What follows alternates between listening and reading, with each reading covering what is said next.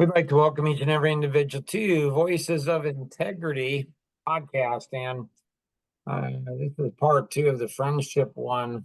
And warning, it's not going to be vulgar like the first one, but it's going to probably have some tears. We'll see if it does or not. But Tim was talking about, friendships and those type of things. And, how do we make sure we don't make the same mistakes with future relationships that we made in the past, which is pretty cool. But yeah, let's watch this video, see what happens.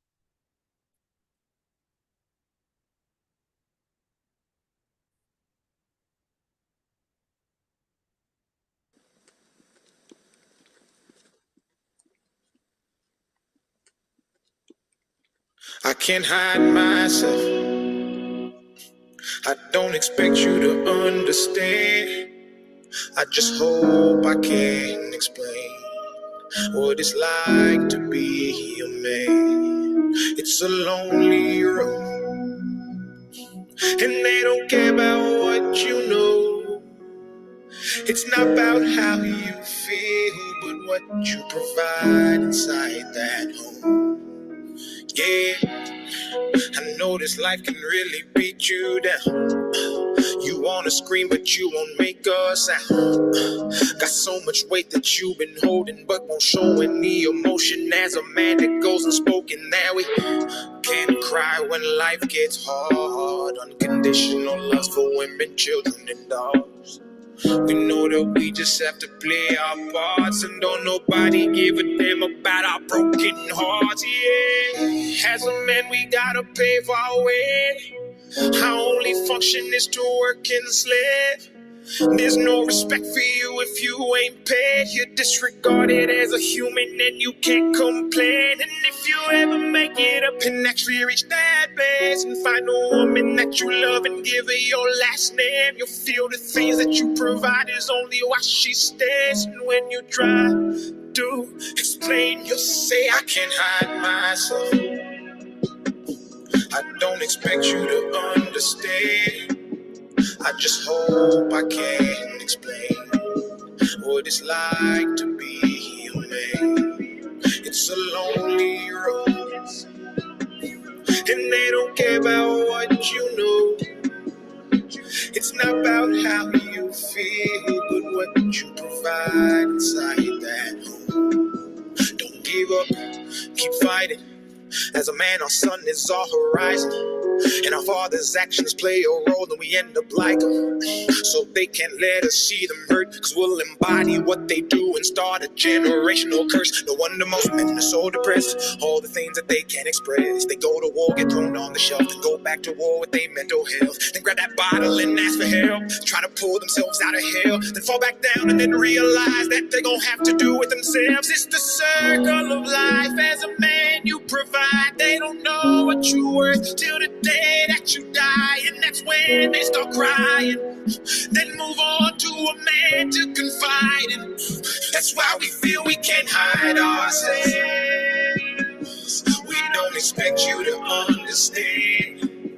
We just hope we can explain what it's like to be a man. It's a lonely road, and you don't care about what we know.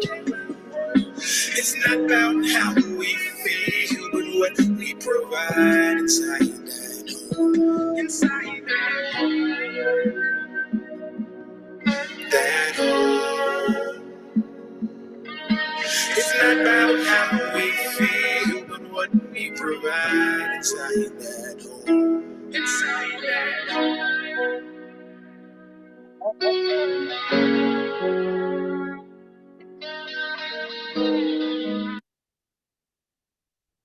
Yep, fourth time I've seen it, fourth time I've cried. It's wonder how many times I'd have to go ahead and see it before I don't cry.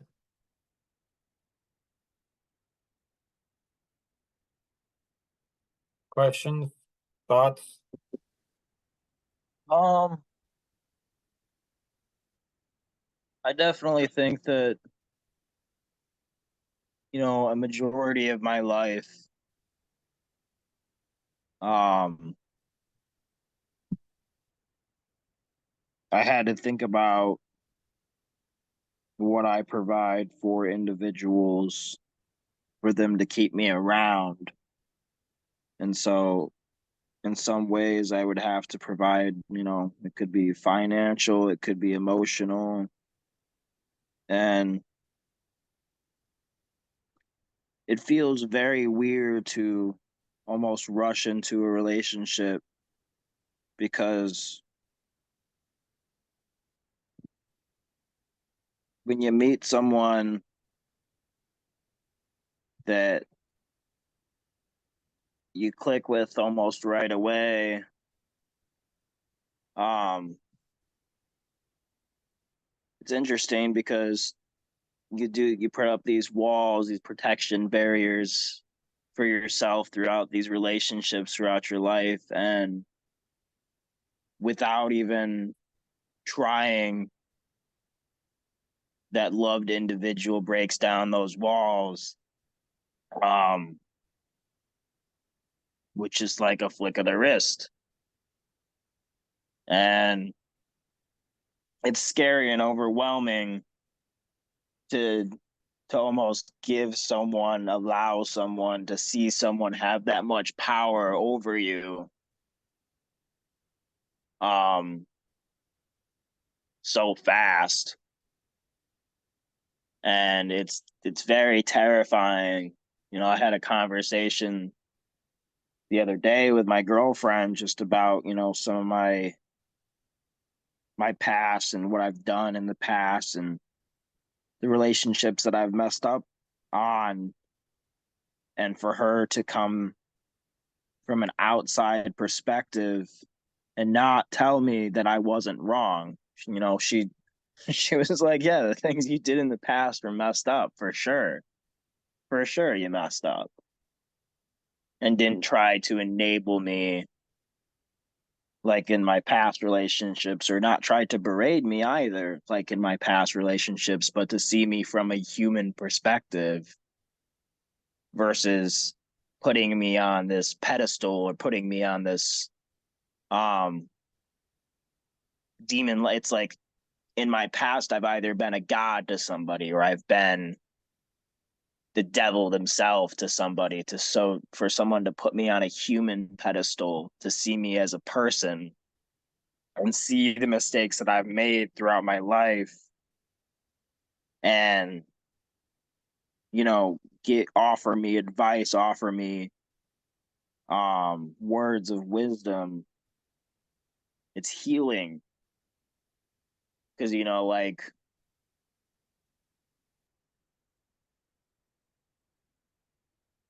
relearning relationships. I'm a young guy getting into a relationship with a young lady, and it's really, really cool. This is jumping back and forth between topics and how my brain kind of works, but I'm told that women's brains mature faster than men's brains, scientifically or whatever. And so, yeah, my girlfriend being 3 years younger than me, I know it's not something I'm used to. It's either a lot older or just a year younger. And so to see someone kind of scientifically be in the same maturity level as me, me being 23, they're ahead by almost 3 to 5 years, is pretty cool because, I come to her with just hurt from my past, and to be talked to like a human, like a person, is really interesting to me and very scary to me because it's not something I'm used to. And learning that difference between good uncomfortability and bad uncomfortability, it's a very fine line. A lot of things in life are gonna make you uncomfortable, but you got to do it. I was actually out this is an adult conversation, but I was out in the car with stepped out at my dishwashing job to go have a quick smoke, and I saw two of my buddies coming out, and I was on my break, so I was like, hey, one of them's a manager and one of them's just some guy I recently just met, started talking to, and I was like, hey, you guys want to hop in my car and join me? And they're like, yeah, for sure. And they got into a pretty heated conversation between the two of them about some topic that was going on at work. And I was just kind of sitting there in the middle of it, but this guy's talking, they're both a year younger than me.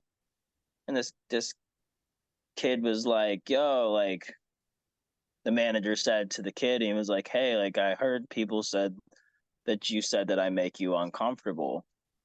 And the guy's like, well, no, I never said that. And I knew based off his tone that he was not telling the truth. But I kind of just sat back and listened and played as third party. But I got to a point in the conversations where the guy was like, well, I don't really like when you pack a lot of things on me at once. Like, and then you make me go into the freezer and I got to work in the freezer, man. Like, that's rough. That's hard. I don't want to do that. And that's where I kind of just laugh. Like, I just laugh a little. And I hadn't really said anything. So the guy looks over at me and is like, what's up, bro? And I was like, I just find it a little funny. And he's like, what do you find funny about what I just said? And I was like, well, it's kind of cool to see someone that hadn't had to go through what I've gone through yet. And he's like, what you mean? And I was like, man, I'm going to say this very bluntly and respectfully as I can. Excuse me for the vulgarness, but there is a lot of, shit that you got to deal with in life that you just have to do. And if you don't want to do it because it's hard, think of the next person after you that's going to have to pick up your mess. So why not make their life easier? And I think that a lot of humans in this world, people in this world, if they just thought about making the next person's life over a little bit easier, the flow of the world could work a lot better. If it's an assembly line, if the person in the assembly line before them messed up their job and just sent it on their way, not only the person next in the assembly line is going to have to do their job, but also pick up the mess of the next person, the person before them. And so they're going to fall behind. And so then it just goes on to a domino effect of consistently picking up other people's messes. And so if people almost focused on themselves in a weird way, focused on themselves a little bit more, that could help others build onto themselves. Because if you can't, a lot of people are selfish. So if you can't do it for others, do it for yourself. Do a good job for yourself. And that's where I don't think people really understand the concept of selfless selfishness. Like when we're doing it for the guy next, beyond us, next to us, when we're doing them a favor, we're really doing ourselves a favor. We get praise from somebody, nothing wrong with that, but is that gonna be like, does that have as much fulfillment as when you do something you don't get praised? It's interesting in part one of the podcast, you'd said that people in your life, I'm not even sure how to find the words for it, but you said something about people aren't going to be honest with you, I don't know, something about then they're not my friends or they're out of my life or whatever. I don't know what that is. I'm not sure exactly, but something to that extent. And so, like, I'm wondering, does that apply to your dad, to me? Like, am I supposed to be honest with you?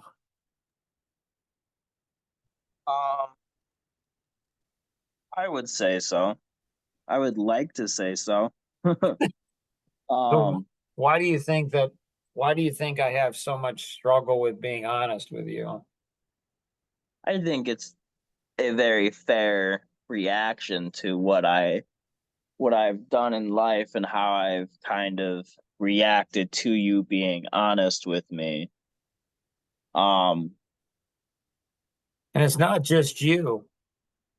Like it's my wife of 39 years, your mother. It's every pastor I've ever met in my life. It's my brothers, my sisters, it's my kids, it's my grandkids, it's my friends. It's like everybody. It's you're not alone. It's just, you know, so like I see stuff and I'm like, what's weird in friendship is that is that if people think, that I like them, I really don't. The reason they think I'm liking them is I'm saying things they want to hear, which I will never say something that I don't really believe is true. So that's true, it's genuine, but I see the flaws, but I'm not going to share anything. I see the potential flaws, I see potential blind spots, I see the things that they're probably covering up. I see all of that really fast. And so when people think I'm nice, I'm not. I'm just being selfish. And there's times where I go ahead and say, Mark, you don't care enough about that person. Don't do it. Don't do it. I don't. Sometimes I don't. Sometimes I just like, you know what? You see something and this could help the person, but it's gonna hurt. It's interesting because Alvin Miller, he's 83 years old, and he said, he broke down, we were looking at buying some real estate from him, and he broke down right there in front of everybody and started tearing up. And later I took him out for coffee and I said, hey, he kind of teared up. What was that about? He said, he said, well, in the meeting, he said, I was off in the wrong direction. I was heading in the wrong direction and somebody corrected me. And I thought it was maybe in his teen years, he's drinking or doing drugs or whatever he's doing. And he's not making good choices. And I said, was that during your teenage years? He said, no, actually, it was when I was in second grade. I'm like, second grade? And he's like, yeah. And I said, okay. He said, I was in second grade and I had a huge anger issue. I'm like, okay. He says, we were in a one-room schoolhouse. So all the different grades. So he was raised Amish. And so he said all the different grades. And a 15-year-old gay came up to me and talked to me as if I was an adult, like I was her age. And she just she just said she's concerned about my anger and this and this. He said it changed my entire life. And I thought, how many times do I not say something because my experience in saying something, it's almost never good. It just isn't. And it seems like people get angry, upset, whatever, a lot of drama, a lot of whatever, and then they start trash talking you, and then they mess up other relationships, and you're like, is it really, even worth it? And so when I see stuff, it's like, so I ask you when you started dating this new young lady, and we had her on a podcast, which is really cool. She's cute and fun. I love her energy, but I asked you, I said, so Tim, do you think you know how to create a lifelong relationship, with her? And you said, yeah, yep, I think I do. Any ideas immediately as a reflex on, I wanted to follow up with another question, but I'm like, no, I'm not going to. I think your next statement would be, Tim, do you see why I wouldn't think that's the case? I wouldn't do it that. Maybe I've gotten a little better over the years. I would have said, so Tim, I think it's better put, but maybe it's not. I'm like, so what do you base that on? Like what personal experience do you base that on creating lifelong relationships? But I was concerned. I'm like, no, don't say that. So I didn't. But then when you tease and taunt me in the last podcast, and you're like, well, so am I a friend? Or do I not get to say those things because I'm a dad? Like, I don't know. Maybe you do. Maybe you have a better idea than I do. I don't know. I mean, I don't know. And so the thing is I think a lot of times friends, like it's not like they know what they're doing, but they have a perspective, they have some insight. And I think a lot of times they just want to share their perspective. Like, here's my perspective. Take it, leave it, take parts of it. Like my grandfather said when I was 8 years old, there's some part of it that applies. But it's almost like people, all human beings, It seems like to me, it's like they don't want anybody asking questions, and you ask a question and it's like you're judging me. How am I asking a question? Is that judging anybody? It's like I'm curious, like I'm asking a question. So it's like everybody trains you to not even ask questions, not to care. I don't I think know. a It's lot just of people right. are used to the small questions. You know, what do Right. you do? What do you do for a living? What do you enjoy? Blah blah blah. Right. Um, That's the thing. It's like superficial, artificial, surface, temporal stuff. And it's like, well, Mark, you just have to, that's just how people are. Is it? Does it have to be that way? Because I don't think it has to be that way. And it's like, I mean, there's 8 billion people in the world. It's like, so I don't know. I'm trying to come up with a system where I have more and better friends. I get the deep friendship. Like I want to have lifelong friends. And I want to have lifelong friends with people who are different than me, like women, like younger men and women, older men and women, black and Latino and Asian and Hispanic and Indian. Like I want to have people who have different, so, my dad is a Christian, pastor, so I was raised that, you know, still am that, but Christians don't like me much at all, which is fine, whatever. But it's like, I'd like to have, I have Muslim friends and, Buddhists and so it's like an atheist, like I want to have all kinds of like diversity, like of thinking, so they can say, here's my thoughts to that situation. And I'm like, oh, cool. Like that's what I like a friendship. Like, why can't you ask a friend a question at whatever level it is, but you can't? It's just weird. I wonder if we're going to have a part 3. Probably will on this one. This is good stuff. Any closing comments or thoughts that you have, Tim? I would not say so. No. So, like with part 1, same thing with part 2. Like, do you have any friends? It's funny to ask people, do you have any friends? Like, they're like, yeah. I had one young lady, young mom, she has 3 adorable sons. They're a lot of fun. I'm like, do you have any friends? And she looked at me and it's like, well, you're my friend. I am. I think she might be regretting she said I was her friend. I don't know. I'm gonna pass this along, right? Like whether you agree, and I don't know. Like I have another friend, a new guy, and he's actually a white male over 50, actually a Christian white male over 50. Those guys don't last long around me, but he seems to be hanging in there pretty good, Christopher. And it's like, I don't know. It's just like, I don't understand why you can't ask questions. Why do you have to be so guarded with your questions? So, anyways, share this with, other people. Oh, like he once said he disagreed with me. I'm like, well, that's a stupid thing to do. Then I explained him the science of disagreement. I said, it's stupid to disagree because what you're really arrogant. You're just showing when you say, I disagree, you're really showing your arrogance. I'm just saying. What does that mean? It means that you think that person knows what they're talking. You think you know what that person's talking about. Shoot, the person doesn't even know what they're talking about. What kind of arrogance do you think you have? So a much better way than rather than I disagree is you say, I have a difference of perspective or a different vantage point. So then you're not in disagreement. You're like, you both can be right. You both can be wrong.